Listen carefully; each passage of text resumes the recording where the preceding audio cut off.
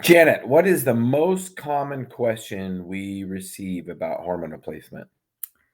Will hormone balancing help me maintain or lose weight? That is a very common question. And what is your quick and long answer to that? Yes, it can help, but it is a tool. And my long answer is, since it's a piece of the puzzle, you have to do all the pieces for maintaining weight or losing weight. So, thyroid and testosterone are two hormones I can specifically speak of that are important when it comes to metabolism and weight loss. Let's talk about testosterone first. Testosterone does help to maintain lean body mass. Mhm. It does help to decrease fat, especially around the middle.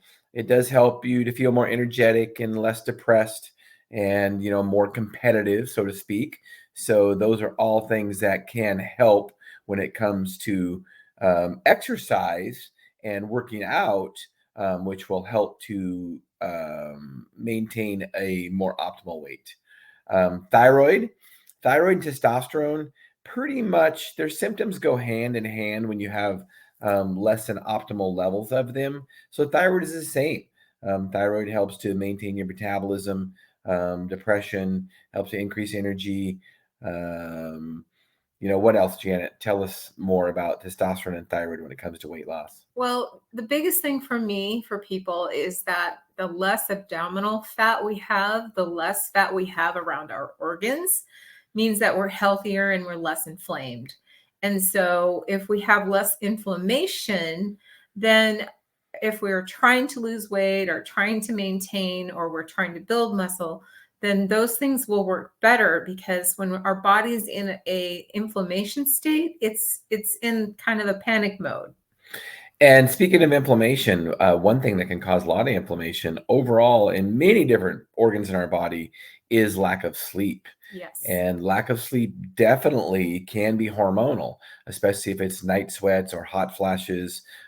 Even if without those, progesterone specifically can help to calm the body down and help to have a good night's sleep. Some people, after taking one dose, say that they sleep better.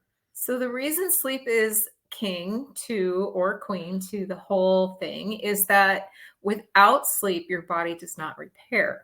So then you are not in a mode for your body to get rid of bad cells, to burn the fat, not store the fat. Because if we're always in this chronic position where we're exhausted and we can't move forward, then even our cortisol levels become either way too high at some point or way too low.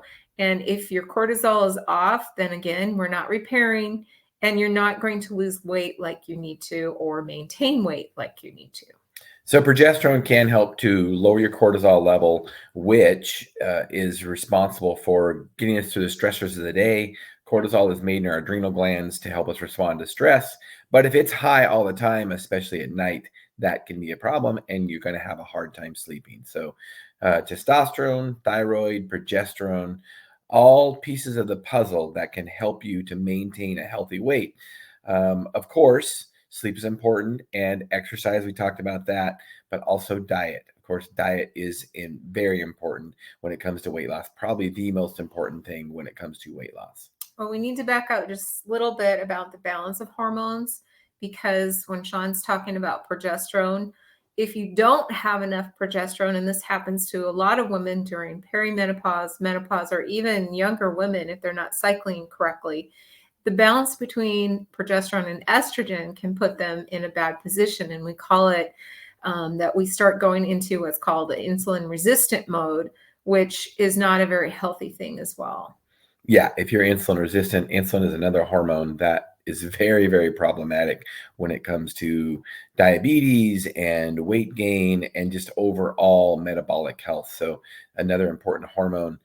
Diet is very important when it comes to Yes. maintaining healthy insulin levels. That's correct. So you can have a diet, but if it's not a healthy diet, or let's say healthy eating habits, because we have kind of gotten into a religion on to what what you should do or what, conventional people are telling, or people in the media are telling us.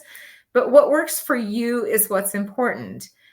So for example, for myself, there's many days that if I'm not exercising heavily, I don't eat a large caloric day. But if I'm exercising, then I do a little bit more, but not like Shawn, because Shawn is a male and I'm a female, and that makes a big difference as to how many calories I intake. But I also think one of the problems that women have is that we think of carbs as being the most healthy thing. It's a balance. So I try to eat my meat first and get my protein in, because most women kind of skimp on that and lean more towards carbs. So whatever works for you is the best answer. But I personally believe that most of the time we need to use a little more protein in our diet. Good protein, not crappy protein. And I don't believe in fake protein either. I believe in real meat sources such as red meat, chicken, poultry, and pork. So there you have it. Reach out to MLRX.com if you have any questions, and let us know. Thank you so much.